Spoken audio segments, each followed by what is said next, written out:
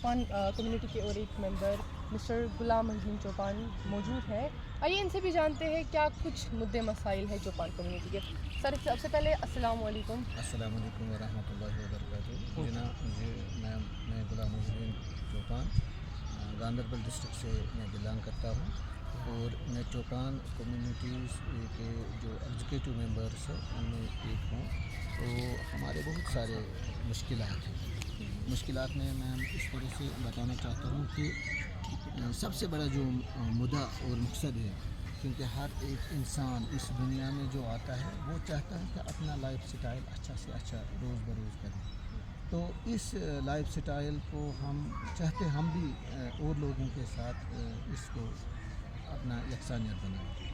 تو اس life style کو مد نظر رکھتے ہوئے، چونکہ عبداللہ صاحب نے پہلے بھی بولا کہ ہمارے بچوں کو ایجوکیشن صحیح طریقے سے نہیں ملتی ہے اور زمانہ ایسا آیا ہے کہ ہم ایک ہی جو ہمارا پروفیشن ہے اس پہ ہم گزارا نہیں کر پاتے ہیں. وہ مسئلہ یہ ہوتا ہے کہ اگر ہمارے پاس کوئی بھی بریڈر جس کے ہم بھیڑ پالتے ہیں، اگر اس کا کوئی کلائمیٹک نقصان اس کا ہوتا ہے تو لاسٹ میں ہمیں آٹم میں وہ سارا کچھ پیسے اس کو واپس کرنے پڑتے ہیں. تو نتیجہ یہ نکلتا ہے کہ ہماری جو فیملی ہوتی ہے وہ بھیک مانگنے پر آ جاتی ہے، کیونکہ اس نے پورے سال کو کچھ بھیڑ پالے ہوئے ہوتے ہیں. اگر 2 3 4 بھیڑوں کا نقصان ہوا تو لاسٹ میں جب وہ لاس اس کو بھرنا پڑتا ہے تو خود وہ بھوکا رہتا ہے.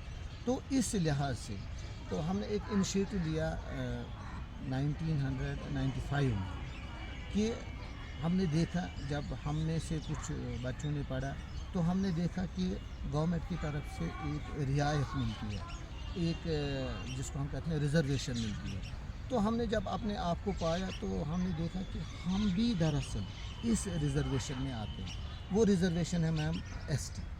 تو ہمارے پاس تقریباً وہ سارے کرائٹیریا موجود تھے کہ جو ایک ایس ٹی والے کو ملنے چاہیے، جس میں ایک کمیونٹی وہ ایس ٹی حاصل کر سکتی ہے. اس میں سب سے پہلے کہ وہ نو میرٹ ہونا چاہیے. جب ہم نے اپنے آپ کو پایا تو ہم 9 منتھس کے لیے خاص کر مارچ سے لے کر سپتمبر تک ہم نو میرٹ رہتے ہیں، اپنے گھروں میں رہتے ہیں. ہماری ساری کی ساری فیملی، کیونکہ جس کے پاس زیادہ مین پاور ہوتا ہے وہی زیادہ فلاٹ لے سکتا ہے. 200 سے لے کر 400 500 تک وہ فلاٹ لے سکتا ہے. تو ہم نے جب دیکھا کہ لداخ میں ہم نے دیکھا چنگپا جو کہ اس بھیڑ پالن کے ساتھ وابستہ ہے. جموں میں ہم نے دیکھا گدی جو کہ بھیڑ پالتے ہیں. پورے انڈیا میں ہم نے دیکھا جو کوئی بھی مال مویشی کے ساتھ کام کرتا ہے، جو بھی کوئی مال مویشی پالتا ہے، ہم نے دیکھا 91 سے پہلے ان سبوں نے ریزرویشن حاصل کی ہے، ان کو ایس ٹی ملی ہے. ہمارے جو سسٹر کمیونٹیز ہیں چاہے وہ گوجر ہو یا بکروال ہو، ان کو 91 میں مل چکی ہے یہ. تو ہم نے دیکھا کہ ہم نے سوچا کہ ہم کیوں نہیں اس کے لیے اٹھ کھڑا ہو جائیں گے. تو ہم 1995 میں اٹھے. ہم نے سب سے پہلے یہ کام کیا کہ ہم جے کے گورنمنٹ کے پاس گئے. اس وقت اسٹیٹ گورنمنٹ ہوا کرتی تھی، ان کے پاس گئے.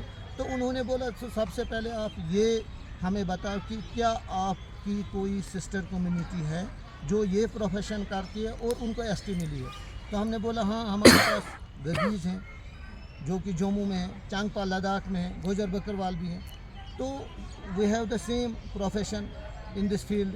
تو انہوں نے بولا یہ ثابت کر کے دے دو. ہم اس وقت کے بیکورڈ کمیشن کے پاس گئے، ہم نے وہاں پہ اپنی ریپریزنٹیشن کی. تو بیکورڈ کمیشن نے تقریباً 1 سال کے بعد ہمیں رپورٹ دیا. تو انہوں نے یہ رپورٹ اپنے رپورٹ میں لکھا کہ جموں کشمیر کا جو بھی چوپان ہے، جو اپنے آپ کو چوپان لکھتا ہے، وہ سیم ہے گدی کے ساتھ. تو گدی اور چوپان پروفیشنلی سیم ہے. تو اس بنیاد کو، اس رپورٹ کو ہم نے اس وقت کے اسمبلی میں لیا، جموں کشمیر کی اسٹیٹ اسمبلی میں لیا. اسٹیٹ اسمبلی میں 2000 میں مارچ 2000 میں اپریل 2000 میں ایک قرارداد پاس ہوئی، اور وہ قرارداد ہمارے حق میں پاس ہوئی.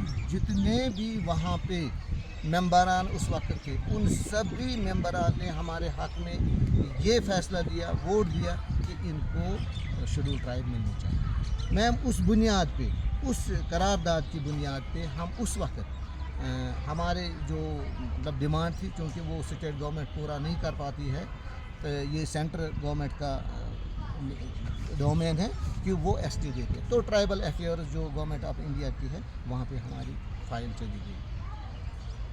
تو فائل وہاں پہ جانے کے بعد ٹرائبل افیئرس نے آج تک 2016 تک بہت سارے